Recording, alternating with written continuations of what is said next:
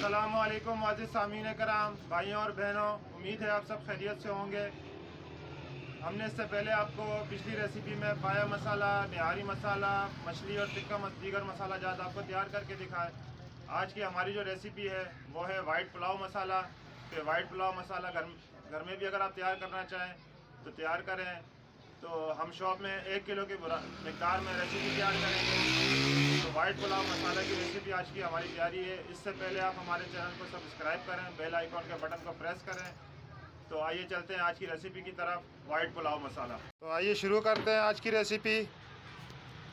आज की रेसिपी हमारा वाइट पुलाव मसाला।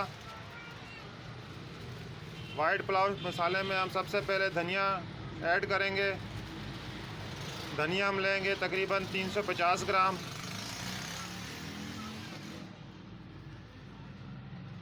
धनिया हम कटर इस्तेमाल कर रहे हैं। ये हमारी शॉप में कटर धनिया होता है। आप चाहें तो साबित भी इस्तेमाल कर सकते हैं और पाउडर भी, लेकिन पाउडर बाज़ार का पाउडर ना इस्तेमाल करें।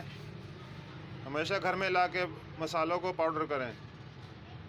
सौंफ शामिल कर देंगे हम 150 ग्राम।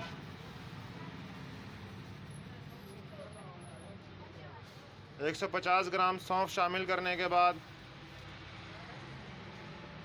हम इसमें गरम मसाला शामिल करेंगे। गरम मसाला हम तकरीबन गरम मसाला भी 350 ग्राम शामिल करेंगे, क्योंकि ये वाइट पुलाव का मसाला है तो इसलिए इसमें गरम मसाले की मिकदार भी ज़्यादा ही होगी। वाइट पेपर शामिल कर देंगे 30 ग्राम। वाइट पेपर भी तकरीबन काली मिर्च की तरह शक्ल में ही होते हैं, लेकिन वो ज़रा वाइट कलर के होते हैं। 10 ग्राम हम इसमें कबाब चीनी शामिल करेंगे। सब्ज़ इलायची शामिल कर देंगे। तकरीबन 15 ग्राम हम इसमें सब्ज़ इलायची शामिल कर दी है हमने। ये हमारे अज्जा मुकम्मल हो चुके हैं रेसिपी के। इनको अच्छी तरह से आपस में मिक्स कर देंगे और एक दफ़ा थोड़ा सा मोटा मोटा ग्राइंड करेंगे। इसको दरदरा ग्राइंड कर देंगे हम इस साइड तमाम सामान से। तो आइए चलते हैं ग्राइंडिंग के मरहले की तरफ। तो आइए ग्राइंडिंग के मरहले की तरफ चलते हैं। तमाम मसाला हम इस ग्राइंडिंग मशीन में डाल देंगे।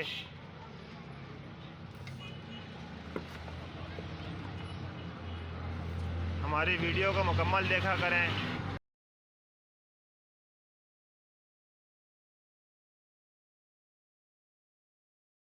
चैनल को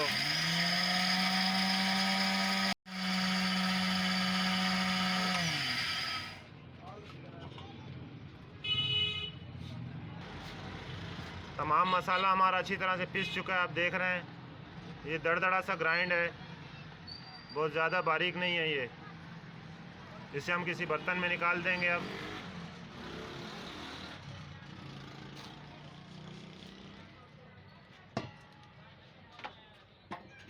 हमारा वाइट पुलाव मसाला तैयार हो चुका है।